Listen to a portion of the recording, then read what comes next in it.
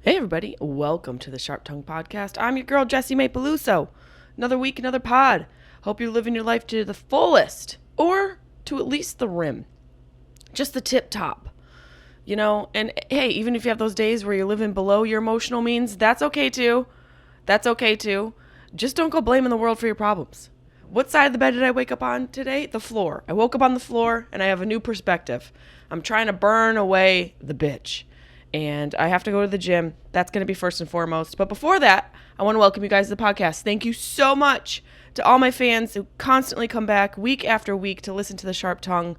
Please leave us a review. We would love to hear how you're loving the podcast. And if you have deeper critiques you want to send us, email those to us. Email those to us, Jessimae Peluso comedy at gmail.com. Really would appreciate to hear your deeper critiques and questions, concerns, and all of that. Those can be saved for Dr. Peluso. That's on my Instagram on Sundays and Mondays if you go to my Instagram story. Or you can also submit your questions if they're a little bit longer and more in depth, Jessimae Peluso comedy at gmail. But without further ado, this podcast, we're still rolling OG episodes out where I'm just ranting and raving about my week and my life. So I hope you guys enjoy this old school version of the Sharp Tongue podcast with Jessimae Peluso. Sharp Tongue Podcast. Beep, beep, beep, beep, beep. You're listening to the Sharp Tongue Podcast. I'm your host, Jessimae Peluso. It's a personal look. Well, it's not really a look because it's a podcast. I'm already fucking this up. This is kind of like a verbal comedy diary, a deep look into the crevices of my mind. It's gonna get dirty. You might cry. You probably laugh. Hopefully you'll laugh. The whole point is for you to laugh, but you also might cry. I talk about my family. I talk about farts. I talk about love, loss, comedy, how hard it is to make it in this biz. I'm a fucking professional. Each week it's something different. Sometimes I have a guest host. Sometimes it's gonna be a movie companion episode. Sometimes I just ramble about the bullshit I dealt with the week before. You never know what you're gonna get. It's raw, uncut, and funny. It's me. Hey everybody. Welcome to the Sharp Tongue Podcast.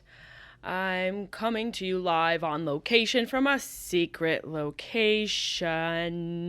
How's everybody doing? I'm pulling up the show notes for today. I guess I'll just use them on my phone. We have a lot we're going to talk about. So many fun things. First, something happened with my dog Carlin and me possibly leaving edibles out. We'll get to that story at the end of the podcast because that one's, we got to save the best for last. And it's, God, look at this pink jacket. Can we handle how cute this is? Just love a good Marshall's grab. This is what we call a Marshall's find. Yes, Carlin may or may not have eaten some edibles, okay? Am I a perfect dog mom? No. Please don't write in letters and accuse me of being abusive until you hear the whole story, okay? Speaking of letters, we've got some messages from the Maybays coming to you. We have some emails from people, from fans that we're going to be reading. And let's just get into this. Let's get into the episode. How's everybody feeling? I feel pretty good. I'm a little exhausted from traveling and all the various things that I'm doing, but I'm feeling somewhat connected to myself. And I think sometimes we get disconnected from ourselves. So many things can make us feel disconnected. First of all, being on our phones all the fucking time, as I've spoken about before, can really create a huge disconnection. So I'm trying to be off my phone as much as possible, which is very difficult because it's right here in front of me. So I have been trying to get out of the house and take my dogs on walks and do things that involve me just existing prior to all of this. And I say this right off of getting a message from my assistant Deb about Joe Rogan tweeting a message about an AI that has released a podcast as Joe Rogan interviewing various people. And it seems that the creator of ChatGPT is the person to blame for this whole thing. It says, real Joe Rogan issues warning after AI Joe Rogan debuts podcast. Created with the help of ChatGPT is nearly indistinguishable from the real podcaster. It's a little freaky. We should probably listen to it just for a little bit. This is the future of... Actually, this is the present. We say it's the future, but this is the present. It sounds just like him. The tone is a little flat, so it definitely has a robotic essence, but it still sounds just like him. I don't know if this is going to play, of course. Wait, I see a photo. See that popping up. It says the fake podcast features a conversation between artificially generated versions of Joe Rogan and OpenAI CEO Sam Altman. Disclaimer for the pod states that the ideas and opinions expressed in the podcast are not reflections of the real Joe Rogan and real Altman's thoughts. Well, Joe Rogan podcast, check it out. AI Rogan experience. by day.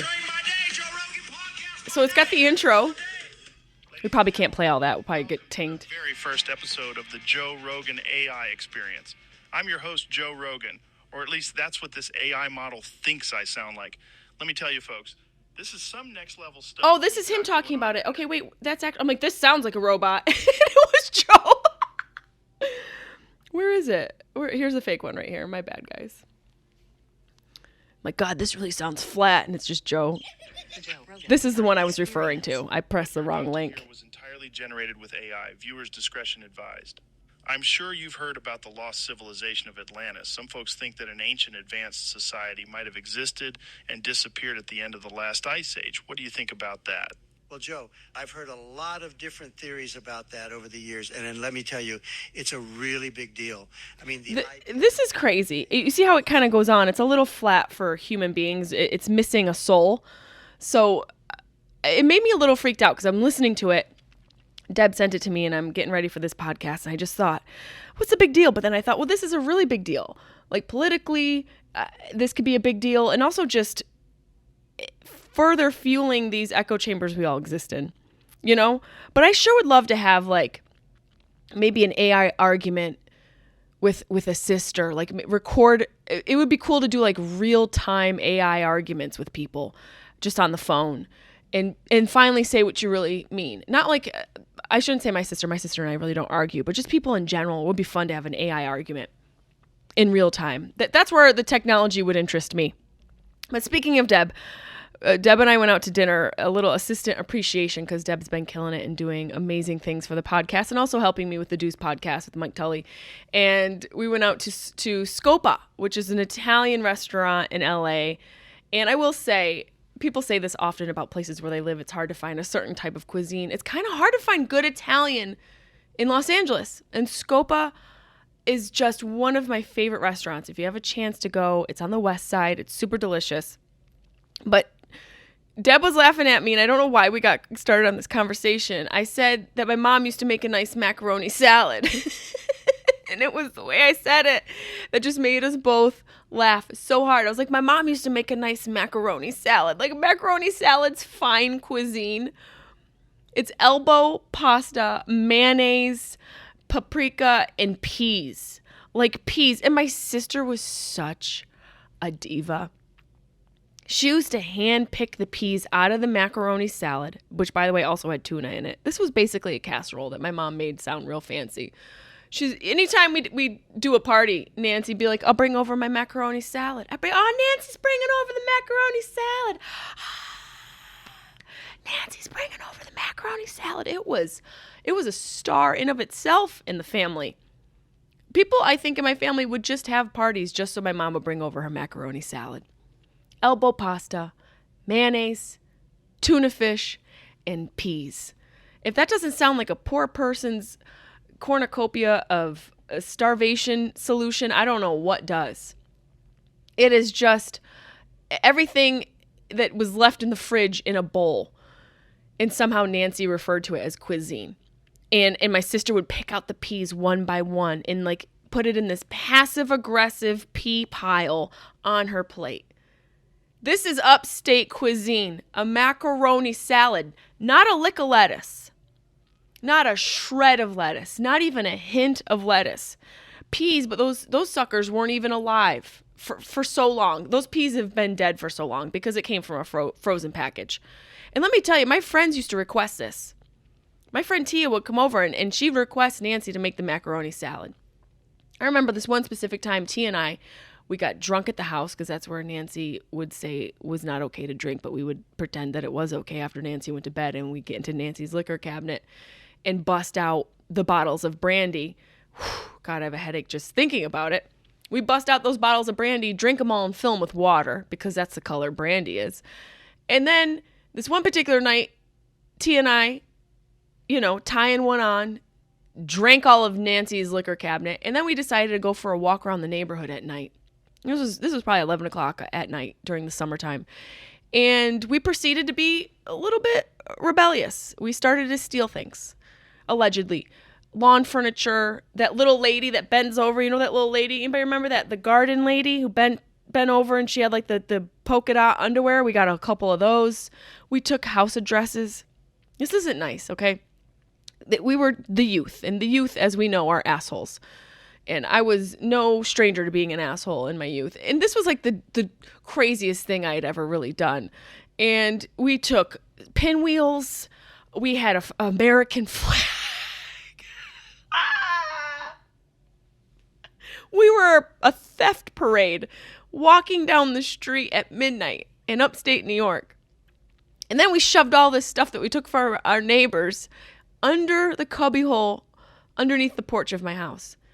Now, only certain people are going to know who grew up in certain areas what that even means, because not every house in every city and state were created equal. Now, in upstate, a lot of the houses are built and they look like the cheap side of Monopoly. You know, they're stacked up high and they're lifted up, and there's a crawl space underneath the front porch, and there's like a little troll door that you open and you crawl underneath there. I don't know. What was that for? There was nothing to access. I just assumed it was a playground for me. I was like, oh, cool. There's another room in this house outside. And I used to play under there and set small fires. Remember when I said it was the worst thing that I had ever done?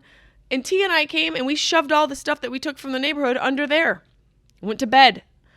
And Tia, in the middle of the night, I woke up. And Tia, at some point in the middle of the night, had gone downstairs to get a scoop of Nancy's macaroni salad. She didn't get one scoop. She actually got the whole bowl. And not a spoon, but she got the serving spoon. So she went and took the entire Tupperware bowl of the macaroni salad, a serving spoon, and brought it upstairs in the middle of the night and had left it in the window. You know, like a little space in the window overnight. And I woke up to what smelled like egg death. And I look over and Tia's got some elbow macaroni hanging out of her mouth. And I was like, oh, okay, well, there goes the macaroni salad for the day. Because Tia had taken it in the middle of the night and didn't think just to take a little bit. No, she wanted the whole freaking bowl. That's how popular Nancy's macaroni salad was. That's how intoxicating upstate cuisine is. I will tell you that about 20 years later, when my mom was cleaning the house, she found the American flag, the neighbors' addresses, and the little garden gnomes and the lady's underwear statue underneath there. And I did get grounded as an adult. I will tell you that. You don't cross No Pants Nance or her macaroni salad. Eat the peas, Emily. Eat the peas, damn it. And Debbie thought that was the funniest thing, so I had to share that for you guys. I also wanted to go back a couple weeks ago when I got my dental work done. And I don't know if I mentioned this, but it just was a thought that I had remembered. I was out to dinner with my brother-in-law, his friend, my sister, my cousin Jimmy and his daughter. And everyone except for Jimmy's daughter is married, you know, but Jimmy and I are there as single people giving dating advice. We were the only single people at the table telling the married people what they're doing wrong. And I just look at Jimmy and I'm like, hey, we should probably shut up because you're 102 and I'm 40 with 3 dogs. We probably don't have any reason to be telling the married people how to live their lives. We should probably walk out of here like the sad single people that we are. I mean, come on. There's so much I want to talk about. First of all, do you guys remember? Oh, there's one other. I was talking about snacks, okay? I talked a little bit of crap about Quinn's somewhat stale gluten-free snacks. And it got me thinking about the stories on snacks. We're not just eating food anymore. Snacks come with a story now. And for me, the only story I care about is the flavor. I love snacking. It's got to be good. And it also has to be somewhat healthy. So now I went on a deep dive to look for snacks and to look for their stories because all these snacks have stories. You can't just eat, right? You can't just have a snack now. Now it comes with a whole background, which is a lot of pressure. And I think that's why they do it. You know, when it starts with, when our son, if the snack story starts with, one day our son or one day our daughter, you got to buy all of it. Because if you don't, the kid's not going to make it. So I went and I found all these snacks with stories, and I wanted to read them to you guys. Now, I would be lying if I said I didn't already get into the snacks. I like snacks, and I have opened every single package. But here's one of my favorite travel snacks, and none of these people sponsor the podcast, but they should. I've been eating these bars for years, the Go Macros, specifically the peanut butter chocolate chip, my favorite flavor. Now, these are organic, vegan, and gluten-free. For all of you people out there who care, there's probably a chunk of you that are like, I don't know what language you just spoke. But the ingredients are actually pretty agreeable for my picky taste. Now let's get on to the story. There's the story that will reel you in. Mother-daughter owned and based in a small rural community. Our mission is to spread awareness for a balanced, plant-based lifestyle with products that make a positive impact on the planet. This macro bar is made with high-quality, sustainable sourced, plant-based ingredients using 100% renewable energy to help you have a healthy body, sharp mind, and bold spirit. Join us as we make the world better, one bite at a time. I gotta tell you, this deserves a Pulitzer Prize. This deserves a Pulitzer Prize. It's gluten-free. It looks like it's kosher. Don't quote me on that. Certified vegan. Quality Assurance International. Looks like some sort of rating system. There's a non-GMO, verified, certified clean. Now, here's the tricky part. There aren't a lot of regulations here as far as the FDA is concerned. But I will say that this bar is delicious. I got pulled in by the story even more, even though I've been using this bar forever. So that's a pretty basic story, okay? Now this one, there's a picture of a lady on this bag. This is Tia Lupita's Foods. And there's a little face of a cute lady in a hair roller. It says, crafted with care. Food is love. I mean, I'm already pulled in. Tia Lupita made this with her freaking bare hands out of the love of her heart. It's cactus grain-free tortilla chips, habanero, flavorful heat, which was what they called me in high school. Curler power. It comes with curler power, which I don't know what that is. That could be a problem.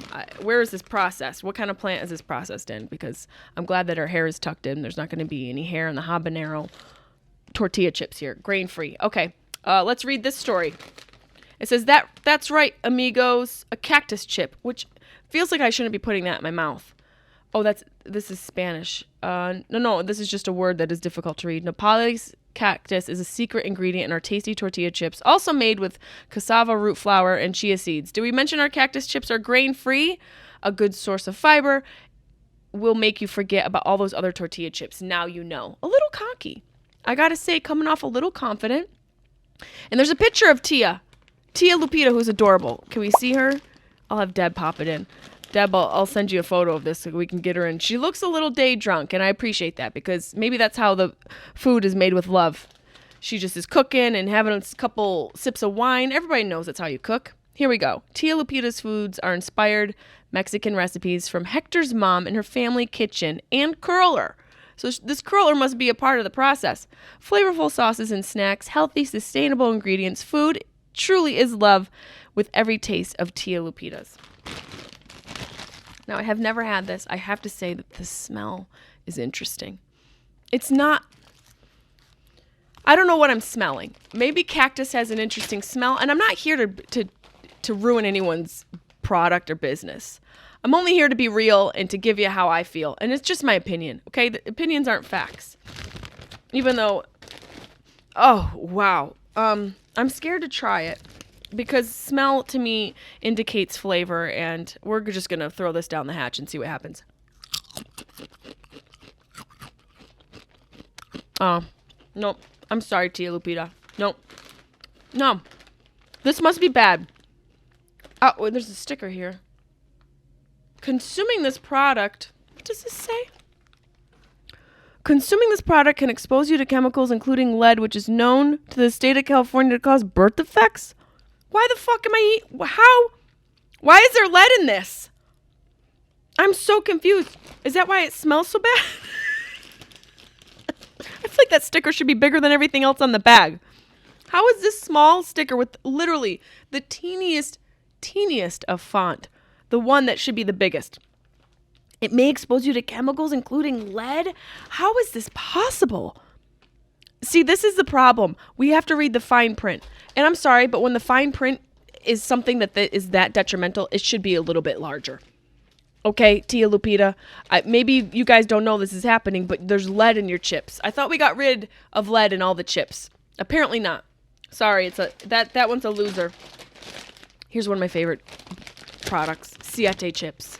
If you haven't had Siete, do yourself a favor. Grain-free tortilla chips. Now, I just had a grain-free tortilla chip that probably gave me lead poisoning. This one, let me check for lead warning. I don't know why that bag has lead warning.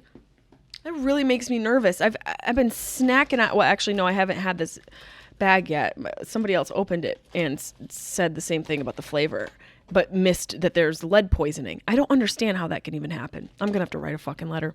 Now, here's our story. Every fucking bag in the aisle has a story.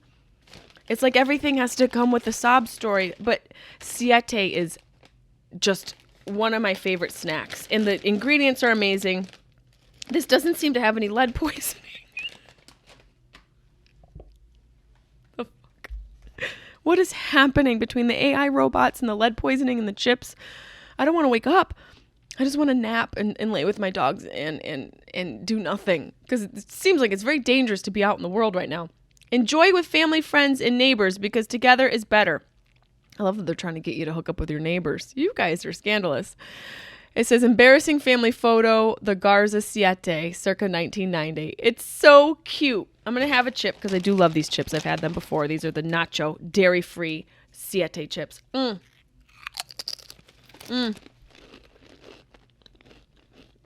I know we don't want to listen to people chew on the podcast, but this is my new segment called Snack Attack. This is where I attack snacks. I eat them, I rate them, and I tell you the real deal. And I did this because of all the stories I found when I was shopping for snacks for my road trip yesterday. And I was blown away by how many stories there are. There's more stories on these snacks than there are in this podcast. Our story. The Siete story began during the Garza family's collective health journey when Veronica Garza made a tortilla from almond flour.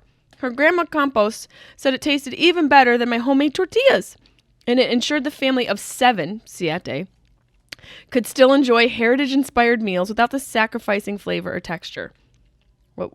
Could still enjoy heritage-inspired meals without sacrificing flavor or texture. I thought there was another word there. Siete continues to make delicious Mexican-American products using innovative and simple ingredients. We create nourishing foods a whole family can gather together to enjoy because juntos es mejor. Juntos es mejor. This is so cute. Love Siete grain-free tortilla chips. Try Siete grain-free tortillas. Their tortillas are amazing, and also their cookies, their Mexican cookies are so good. 10 out of 10. I gotta have one more chip. Everybody knows the rules. These are great. I love the story. Sorry, Tia Lupita. Siete takes the gold. Okay, what else do we got? Now these...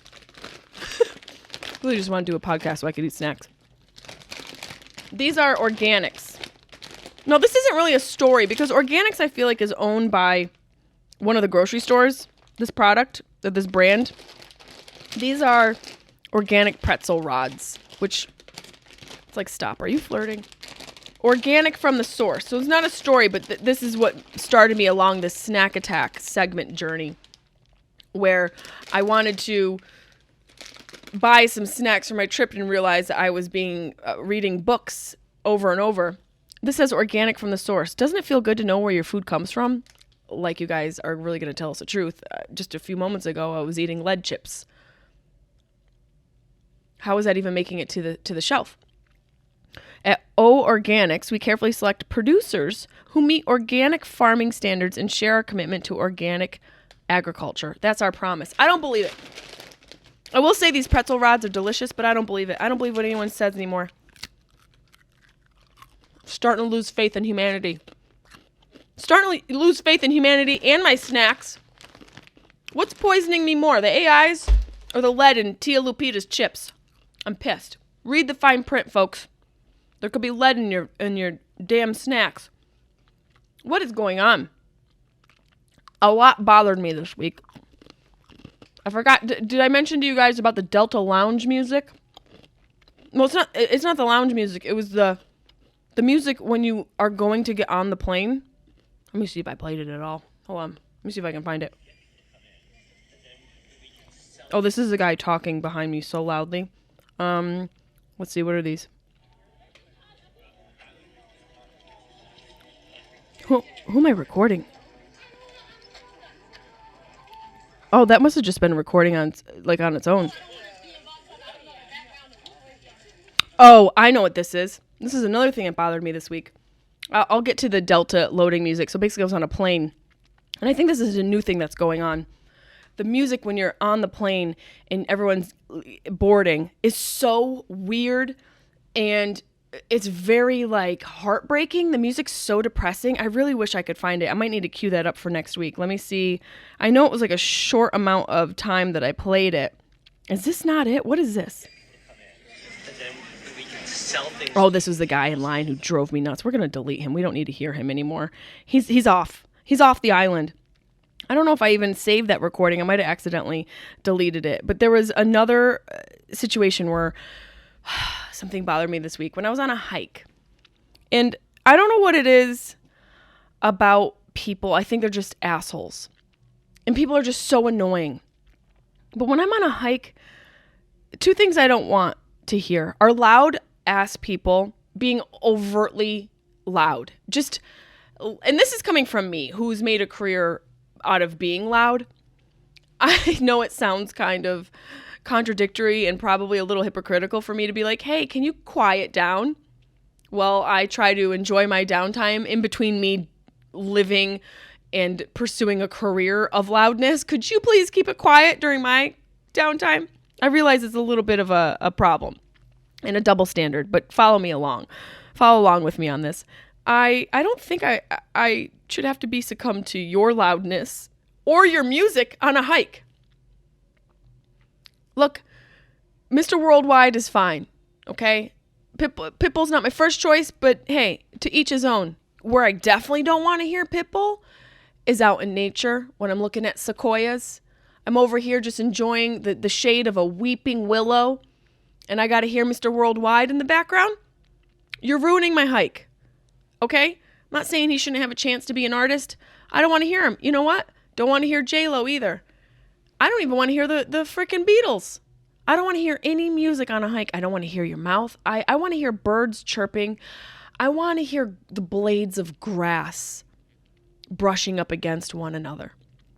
I want to hear an ant stepping over gravel. That might be a lot, might be a little too much, but this is where I'm at when it comes to the hikes. And this is what I heard on the hikes, okay? Loud people, check. Like, what is that? Oh, no, that was a guy in line again. Sorry, this is a loud person. No, I don't want to be involved. I don't know the background of What? You're probably thinking, was that the terminal LAX? Was that the Delta terminal LAX? No, that was a hike in nature. No, I don't want to be involved. I don't know the background of You don't want to be involved in the background? You aren't in the background. There's nothing about you that's in the background. I don't know what, it sounds like she doesn't want to be involved in the background. No, I don't want to be involved. I don't know the background of Oh, she doesn't want to be involved, but she doesn't know the background. Well, there is no background in your life. You are in the foreground of everyone's hike. And I don't know why you're so loud. I don't know. No, I don't want to be involved. I don't know the background of What? And these people are just passing me by, but I could hear them coming from a mile away. And then there was another group of people who had a boombox with them. And yes, I did stand there and record them from a distance, coming up closer to me, passing me by. I was passive-aggressively recording people on a hike. This is how you know I'm in a mood. This is how you know I have entered a new territory in my own life, in my own existence, how I have crossed over into a different realm. And I think this realm is just authenticity. Is I'm done pretending everything's okay all the time. I don't think that's healthy. And it's not to say that you can't be positive, but I also think there's real value in being authentic and keeping it real And I got to keep it real and say a lot of you people are way too loud on a hike. A lot of you come with music, and I think it's because you're afraid of silence. I think a lot of us are afraid of silence. We're afraid of just sitting and being. We're afraid of not speaking. We want to fill the air with every single thought in our mind. And this is coming from a person who podcasts for a living and talks for a living. So, it's a real sort of, a little bit of a hypocrisy again, a little bit of a double standard for me to go, hey, why do you have to talk so much? But I really do believe we're afraid of silence, and we're afraid of just being in the moment and being quiet. Here's the group of people with their freaking music. Let me preface this. Let me interrupt them by talking. Let me preface this by saying this is a hike through nature. Okay? And this is what is heard. Not birds mating, not the blades of grass brushing up against one another, not ants marching. No, this.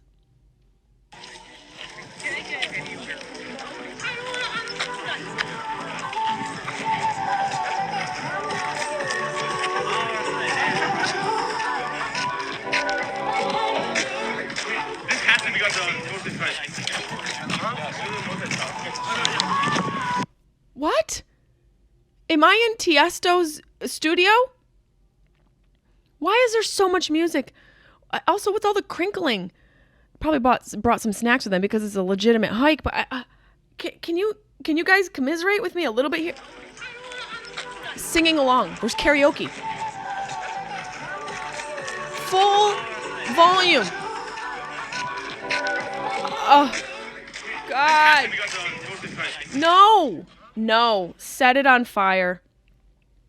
Set it on fire. I'm done. You don't need your music on hikes. You don't need to be so loud. And this is coming from someone who's loud for a living.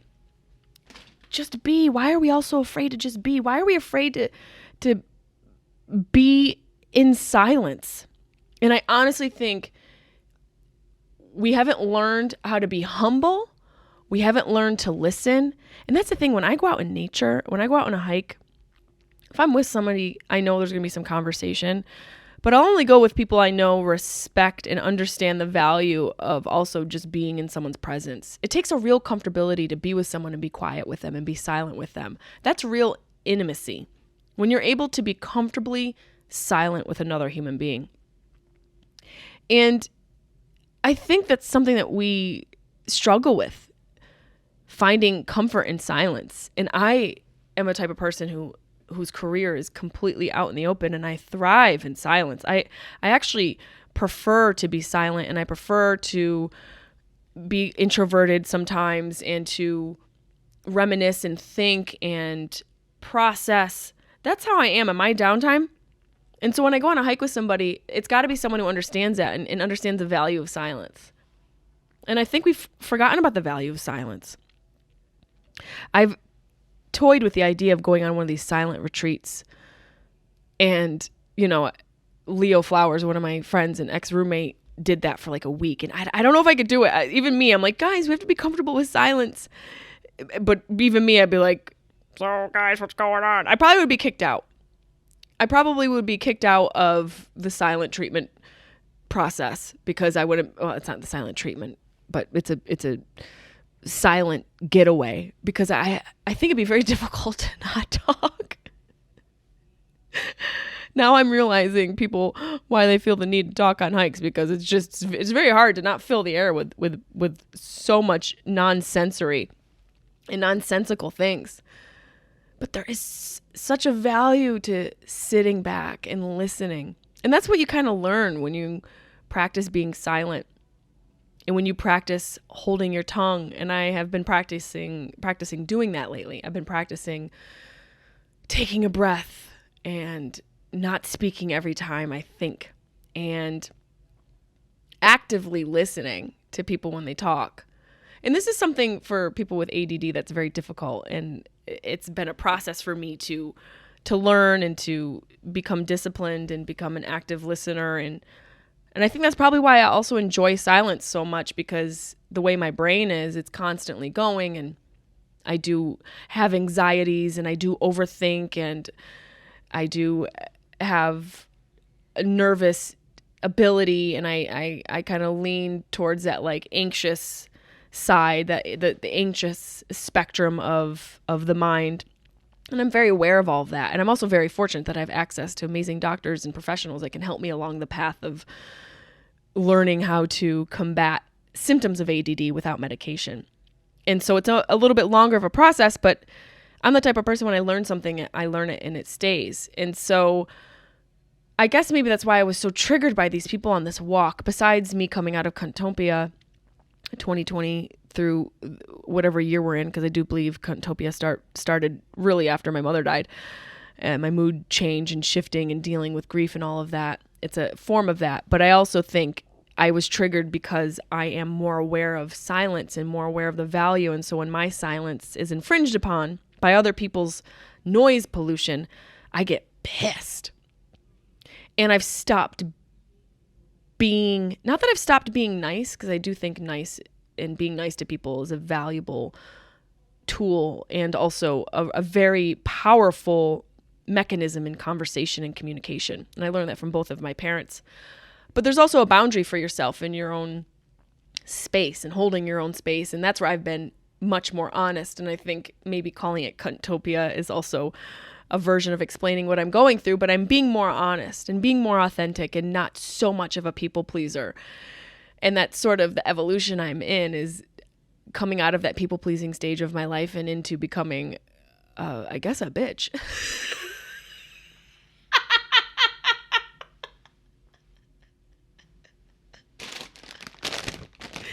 Try the pretzels. They're great. The pretzel rods are great. Sorry, Tia Lupita. Your snacks are trash. And I don't say that often, but maybe it's not your bag. I will say it's probably the lead in your bag. Oh, we have one more snack. Oh, I'm so excited. Okay, we'll get back to what annoyed me this week. This is one of my favorite chocolates. This is Alter Eco. Great title. A little bit of a pun there. A little play on words. Restores forest. So eating this chocolate, you're basically saving the planet. I'm not quite sure how that math works. But eating the chocolate rebuilds forest. So I'm basically a conservationist. When you eat this chocolate, basically elephants should thank you. And all of the monkeys and even some of the flora and fauna I expect thank you cards from. Because by me satisfying and satiating my cravings, I am rebuilding the palm tree issue that we have. So this says regenerative agriculture creates extraordinary cacao by planting a diverse mix of trees around the cacao crop to mimic an abundant forest ecosystem. So basically, they build a farm to create a forest. Healthy cacao trees, soil fertility, drought resistance, doubles the trees per acre, biodiversity, carbon absorption, shade for cacao and farmers, farmer income stability. So basically also you snacking is paying for people. I'm already sold. A healthier way of doing business starts from the ground up. You get it? So there's not a huge story on this, unless I'm missing something here. Oh, wait, no, there's something here. This chocolate bar is made of organic, clean ingredients, no fake sugars or additives, and is carbon neutral supply chain restored forest. So it's good for you and the planet. Learn more at alterecofoods.com. It's organic. No fake sugars. I like that. There's no fake sugars here. I don't want no fake sugars. No fake sugars for me. No additives, no gluten. Recyclable packaging. I didn't know that. I've been throwing this in the trash for years. So basically, the world can thank me because I eat this chocolate on the regular, and it's delicious. It's quinoa crunch, which sounds like a dance troupe from Venice Beach, California. That's a snack attack mixed with me attacking silence. What else bothered me this week? There's so much I want to get to. Okay, maybe I'm going to save the next thing that bothered me this week for next week, because I want to get into what happened with Carlin and the edibles. But first, we can't go on without a little overheard at the farmer's market, right? You guys love that. So, I started this because of Dashel. Freaking Dashiell's mom didn't want him to choke. And now I just find things and find people and record what they say. Not record, but just write it down. Record as in being an investigative journalist of basic bitches at the farmer's market. So overheard last week at the farmer's market, I lived in Bali. That's all I heard. That's all I needed to hear. It was I lived in Bali. And it was like, actually, no, what the full sentence was, have you ever lived in Bali? I've lived in Bali. And in my mind, I'm looking at this girl and I'm like, okay, calm down, Felicity. You visited for 14 days. Okay, 2 weeks doesn't count as a full residency, right? I mean, even people who do residencies in Vegas don't say they live in Vegas. So basically, you went on vacation. It's different. It's just different. You didn't live there, Felicity. You vacationed. Oh, well, I lived in Houston, Texas last weekend, and I lived in where I'm at right now in this undisclosed destination this weekend. And guess what? I also lived in Key West, Florida. I'm going to be living in Key West, Florida. Let's do my tour coming up.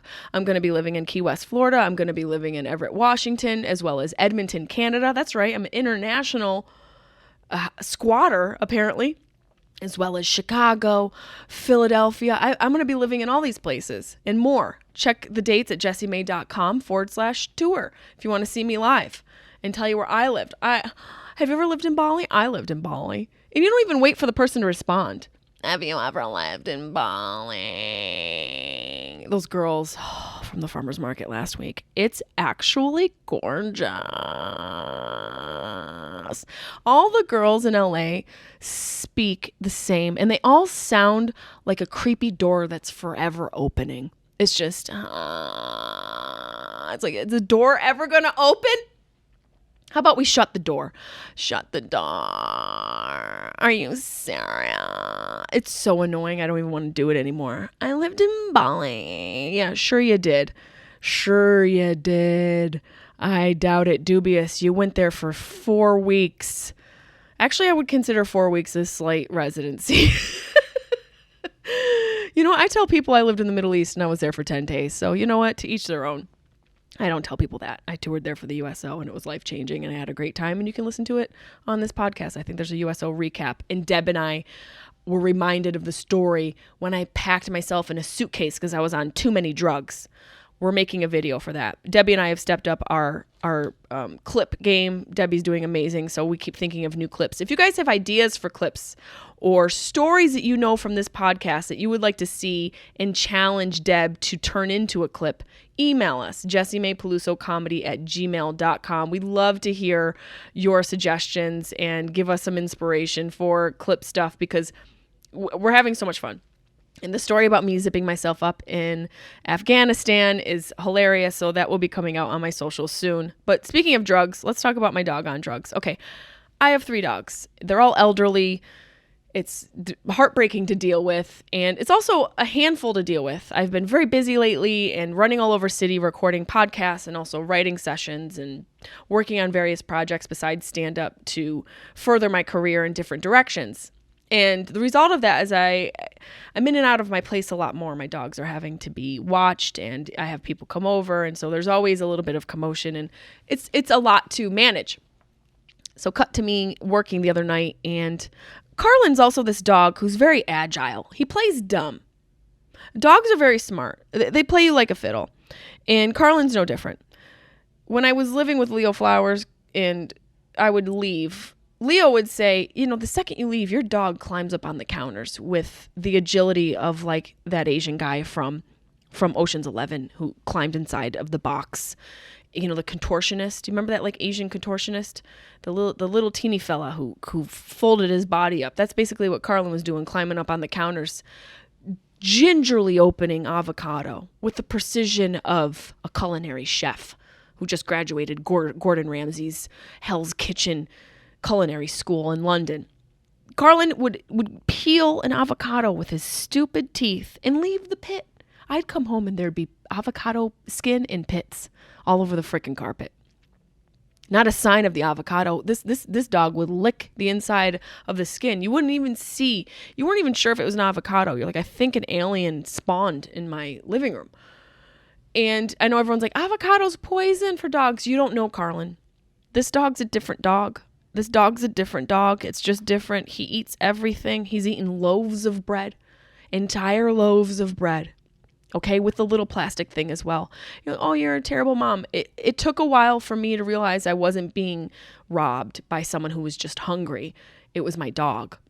It's not like I'm going around keeping an inventory of my loaves of bread. I just didn't know where it was going. There were a couple times where he also ate entire bags of uncooked rice. And I got to tell you, on the other end, they come out cooked. Each rye comes out cooked. And it's a process. He's eaten so many things. He's eaten things he shouldn't have eaten, and he's lived to tell the story. There was one time when I was at my sister's house and Elliot's birthday was happening, and she got him an enormous blue cake. I don't think it was Blue's Clues. I want to say it was like a Paw Patrol inspired cake, but it was blue. And my sister put it in the center of the island, the marble top island, beautiful island with the oven and all the range, the oven with all the range on top and just this huge island. And so her and the kids come up to the bedroom where I'm staying in the guest room. We all watch a movie. We all start to watch a movie. And my dogs are all with us at this time. And normally they follow us up, and Bunny's there, Chaplin's there. And my sister and I look at each other like, where's Carlin? Why isn't he up here? And then we just kind of look at each other and we're like, oh no, the birthday cake. And I'm like, you don't think? And she's like, he wouldn't. And we go downstairs. And when I tell you, Carlin's just licking his chops, the cake was gone. The entire birthday cake for about 40 people was freaking gone. When I say gone, I mean gone. It looked like there wasn't even a cake. I think I should have enrolled this dog in crime scene cleanup, because the way he doesn't leave a kernel of evidence is just remarkable. Not even a crumb. I mean, not a cricket crumb, not a crispy little chip of crumb, not a morsel, not even a morsel, not even the idea of a morsel, nothing. He even ate the freaking tray it came on. You know, that little cardboard tray? When I tell you that his, what came out of him was a spectrum of color for about 2 weeks, that would be an understatement. I say all this to say that Carlin survived, okay? And we've tried to learn, we've tried to anticipate, but as parents out there listening probably know, kids do crazy stuff too. Sometimes you just can't plan for things that you just would and never anticipate would happen. And so, cut to me this past week being busy, and I have taken precautions now. I stopped putting stuff out on the counters. Now I know I can't leave food out on the counters because Carlin is going to climb up on them like the snack thief that he is. And so I put all the food up. There's no more food left out in my place. I also restrict places where he can go in the house as to keep him protected and to not eat everything. And I also make sure no real poisonous food is available, like coffee beans or various foods that can actually be poisonous to dogs. But for some reason, Carlin just has this street dog digestive system that is much more adaptable than like a purebred. You know, that's one benefit from getting rescue dogs and dogs that are from the streets is they're a little bit more adaptable. They're a little bit more resilient. They're mixed breeds. They're stronger genetically. It's beneficial for you. If you're going to get a dog, try and stick away from the purebreds because they tend to come with more issues. So that's the one thing that was on my side. But I walk in the house and I kind of was just giving Carlin a little bit more room because he's been good. So I didn't block off any of the areas in my house except for my bedroom because that's my bedroom and I don't want dog funk up in there. I got to create my own space and keep it safe and smelling nice, you know. So I don't let him in the bedroom. So I come in the house and I see a couple baggies on my kitchen floor and I'm like, what are those baggies from? God, those look familiar. And then I see another baggie and my heart just sinks and I'm like, oh God. And then I see my backpack and I learned that this was the moment that I learned that Carlin can open backpacks like he's a high school student. My dog can open backpacks like he's going to earth science. My backpack was zipped shut and tucked into a crate underneath the bench in my kitchen.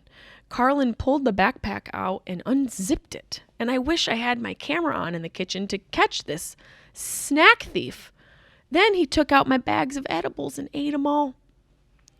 Can't tell you what the milligram was. Can't tell you. And even if I could, I wouldn't. Because I don't want you guys coming after me. Oh, you're such a bad dog, Mom. Really? Nothing's ever happened to you? You never lost your dog? You never left some cake out? You never accidentally gave it chocolate? It never accidentally got into something it shouldn't get into? It didn't get into the trash that you should have put a lid lock on? Really? You're just a perfect dog owner? All you judgy whores. Quit judging. But you're right. I probably should have checked the backpack before I left. And I didn't. Well, Carlin did. And let me tell you, he was on a ride. I saw him. His ears were in different directions. Now, this happened before. If you listen to the podcast, this happened once before. Actually, twice. He got into Leo's girlfriend's backpack, but these were not edibles. He ate all her snacks. He opened her backpack. That's right, her duffel bag. So this is something I should have remembered. And fool me once, shame on you. Fool me twice, I take full responsibility. And he also got into chocolates and opened a backpack again. Fool me 3 times, I guess I'm just an idiot. Okay, I just forgot that my backpack was down there because I was so exhausted. This is the importance of sleep. This whole podcast is about why you need sleep so your dog doesn't eat your backpack edibles. So I come in and he had eaten edibles and his ears were in different directions and his eyes were very wide. And I got to tell you, his face changed. And I'm not saying this for any other reason but what he looked like. He looked like Lucy Liu. He reminded me of Lucy Liu. I'm like, why do you look like Lucy Liu? He was so stoned. His face was beautiful. His eyes were like pulled back and he was so, everything, like his angle changed. Like he looked feminine and he had these beautiful eyes and he looked like he was figuring things out for the first time. And then I opened the door to the back of my backyard and he hopped like a deer and he was gone for, I want to say, like at least 10 laps. He did about 10 zoomies bouncing. He didn't run. He bounced on both feet. I'd never seen him run like this before, but he was very happy. He looked like he figured a lot out for himself. He looked like he let go of a lot. And I felt a little less bad in that moment, knowing that he had found some truth. And I got to tell you, he did all this silently. He sat in silence. He knows the value of silence. Maybe we could all take a page out of Carlin's snack thief book and learn that, hey, maybe sometimes we should find a place where we can be quiet and find some joy. And instead of bringing your boombox to the hike, why don't you just hop around like a happy dog on edibles and keep your mouth shut and open your heart and open your ears and shut your mouth. That wouldn't be so bad, would it? Here's a little callback to me making fun of girls and how they sound. This is from Tuna Meltdown on Instagram. It's a poster outside of a business, it looks like. It says, sorry if you say the word literally inside Continental. You have 5 minutes to finish your drink and then you must leave. If you actually start a sentence with I literally, you must leave immediately. This is the most overused, annoying word in the English language and we will not tolerate it. Stop Kardashianism now. And I'm here to be a member of the Stop Kardashianism movement. I love it. They call it that. I believe I referred to the Kardashians in the last week's episode or the week before that. But actually, literally, please shut the fuck up. Find a different word. Be creative. Let's do a couple messages from our Maybays. Columbus Bakery hit me up. I don't want to brag, but remember I was talking about bread last month? They hit me up. They said, hello, thank you so much. And they also hearted my message when I said all about the bread. I'm all about the bread, must have it. It's Meghan Trainor, but with more carbs. So shout out to Columbus Bakery. They're not a Maybay, but I'm forcing them to be my Maybay. We also got a message from my girl, Melissa. She says, Bestie, I am one of your Syracuse girlies, and I was listening to your newest episode and needed you to know that I was born without a effing adult tooth. I'm not alone. And it was one of my front ones, so it was super noticeable and it was so small. So they pulled the baby tooth and then they made me wear a flipper. What? Like on Toddlers and Tiaras, how those little bitches have a tooth on a retainer. Oh my God. Until I was 18 and I had the fake tooth drilled into my jaw. And then they slapped on a couple veneers to make them match better. Anyways, I'm only telling you this because A, I've never met anyone else that was unlucky enough to have this mutation. And B, in episode, you said something like you haven't had cosmetic surgery. Well, surprise, bitch. According to insurance, anything to do with that little baby tooth is considered cosmetic, which is just so rude. I know you said you don't have dental insurance, same, but just so you know, they wouldn't cover the bridge even if you did, because being born with a tooth deformity is apparently cosmetic. God bless America. And God bless you, Melissa. Team No Adult Teeth is expanding. If anyone else has dental nightmares, email them to us, Jessimae Peluso comedy @gmail.com. Don't forget to send us suggestions for the podcast and questions, comments, concerns, people you'd like to hear me interview, or topics you'd like to hear me talk about. And why don't we open up what's bothered you this week? So if something's bothered you, send me a message. Maybe I can help you out. Jessimae Peluso comedy @gmail.com. And here, this week I want you to find some comfort in the silence. Let me know what you thought. Let me know what epiphanies came to you. Let me know what you discovered in that moment of silence that you never would have thought of or otherwise been able to come to thinking about had you been loud and listening to Pitbull on a hike. And please don't be like these people. Don't be like these people. Please don't. Set it on fire and find peace in the silence. Love you guys. Thanks for listening.